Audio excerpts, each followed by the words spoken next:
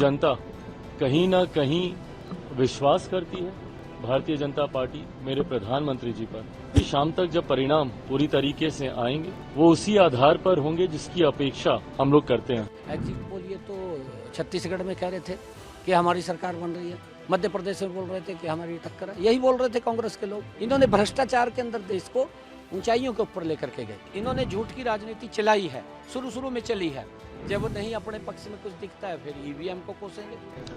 देखिए, अभी जस्ट रुझान आने शुरू हुए हैं। मैं मानता हूं, उम्मीद करता हूं, जिस तरीके से भाजपा ने दोनों राज्यों में मेहनत की है, जिस तरीके से हरियाणा में 10 साल का कार्यकाल भारतीय जनता पार्टी का रहा है, मैं मानता हूं कि जनता कहीं ना कहीं विश्वास करती है भारतीय जनता पार्टी मेरे प्रधानमंत्री जी पर। उम्मीद करता हूं कि शाम तक जब परिणाम पूरी तरीके से आएंगे वो उसी आधार पर होंगे जिसकी अपेक्षा हम लोग करते हैं। बड़ी ईमानदारी से पिछले 10 वर्षों में हरियाणा प्रदेश की सेवा की है। हरियाणा प्रदेश के हर व्यक्ति तक योजनाबद्ध तरीके से कहीं न कहीं उसको मजबूत करने का काम किया गया है। अगर हम कामों की गिनती करें तो बड़ा लंबा समय लग जाएगा। ये हर व्यक्ति को इस बात के बारे में मालूम है कि भारतीय जनता पार्टी ने ईमानदारी से काम किया है। हमने चाहे किसान की फसल का खराबा है उसका 100% मुआवजा उस तक देने का काम किया है। हमारा सब्जी का किसान है उसको भावांतर भरपाई देने का काम किया। मेरा बाजरे का किसान है उसको भावांतर भरपाई देने का काम किया है। मेरा सरसों का किसान है उसको उचित मूल्य एमएसपी पर खरीदने का काम हमारी सरकार ने किया है। ऐसा हर वर्ग के लिए हमारी सरकार ने काम किया। गरीब व्यक्ति को हमने मजबूत, प्रधानमंत्री आवास योजना के तहत हमने मकान बना करके देने का काम किया है। हमने इसके साथ साथ 5 लाख रुपए का आयुष्मान कार्ड की उसको कोई चिंता कोई दिक्कत ना आए उसके लिए हमने काम किया है। हमारी सरकार ईमानदारी से पिछले 10 वर्षों के अंदर लगी रही है। आगे भी हम ईमानदारी से हमारी सरकार मजबूती से काम करेगी और हरियाणा में तीसरी बार भारतीय जनता पार्टी की सरकार बन रही है। सर, एग्जिट पोल को लेकर तमाम जो कांग्रेस के नेता हैं वो कह रहे हैं कि ऐसे ही नतीजे आने वाले हैं जैसे एग्जिट पोल आए। अच्छा है जो वो बात सोच रहे हैं क्योंकि उनको कोई रोक थोड़ी सकता है।